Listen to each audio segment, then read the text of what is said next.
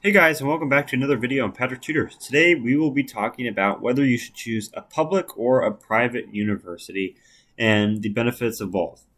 I currently have not revealed where I go to college yet, but I will reveal that I go to a public university in the United States, obviously from my accent. um, so, as I've said, I go to a public school, and I would say personally that I would prefer the idea of going to a private school, and here's why. Private schools are smaller, so you get more one-on-one help, like from your teachers and stuff like that, which is a big bonus and a big plus for sure. Public university is usually larger in size, and there's less help from people. So you kind of have to do it more on your own, at least for the first year or two of college, because there's so many people who are just there. And then by like year 3 and 4, people start to kind of go in their own like directions. So it's a little bit easier to get into that more like one-on-one base care, if you will. Private universities, I would personally say, are overall easier because their funding depends on the overall success of the students, and they want you to do well in order to get more of the funds. So they kind of hold your hand a little bit more through it. And I know this take is a little bit more controversial, but that's how I feel. They definitely hold your hand a little bit more through it, and it's a lot easier than public school. Um, so I would say that if you have the means and the funding to get into private school, I would say go to private school over public school any day of the week. Now, a public school isn't a bad option, and you probably will get a higher level of education at a public school, only because they make you work a little bit harder for your degree, and they make you earn a little bit more. So you will be better educated coming out of a private or a public school. And I'm not saying like all public schools are like this. I'm saying like the top like 10, like UCLA, UC Berkeley, NYU, those kind of schools. So it really depends. So now I'll get into the main like facets, if you will, of each aspect of public versus private university. Here are some of the factors that affect private school versus public education, and I'm not just talking about like education of like high schools and stuff. I'm talking about primarily colleges. So these factors are academic reputation and college preparation, religious and moral instruction, school size and class size, safety reputation, special programs, cost, location, ideology. These are all important factors you need to take into mind when choosing your school.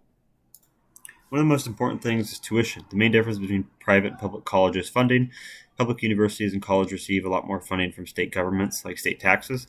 This can help bring tuition costs down, as money from tuition doesn't need to account for all of the college's expenses. Private colleges do not receive any money from state legislatures, and they rely mostly on tuition and private donations.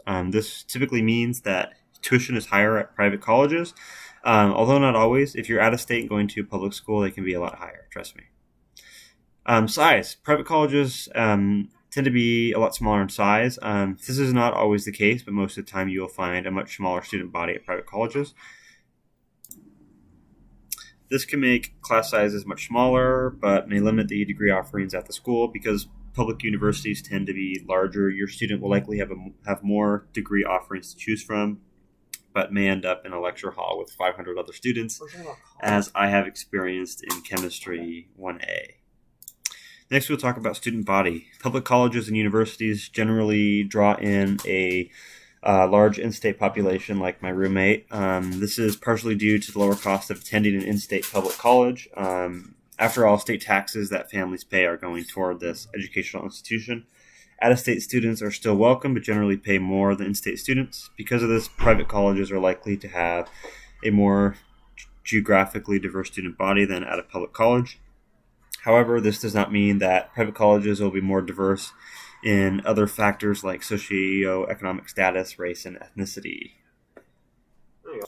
Next, we'll be talking about admissions. Some private institutions are said to be more challenging to get into. For example, many Ivy League schools like Harvard and Yale are private schools, and they're very hard to get into because of their reputations, they often get thousands and thousands of student applications, making the likelihood of getting in much lower for each student applying. However, not all private schools are Ivy League, and many are very easy to get into, and not all public schools are easy to get into.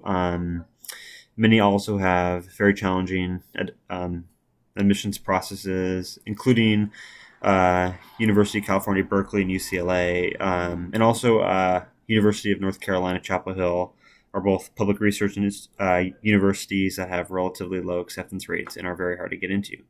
The choice between public and private schools is not about what is better or worse, but recognizing some key differences that can affect your students' experiences in college.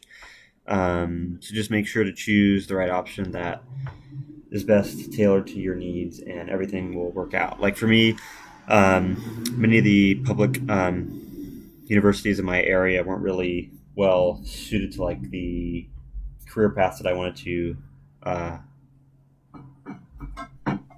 pursue.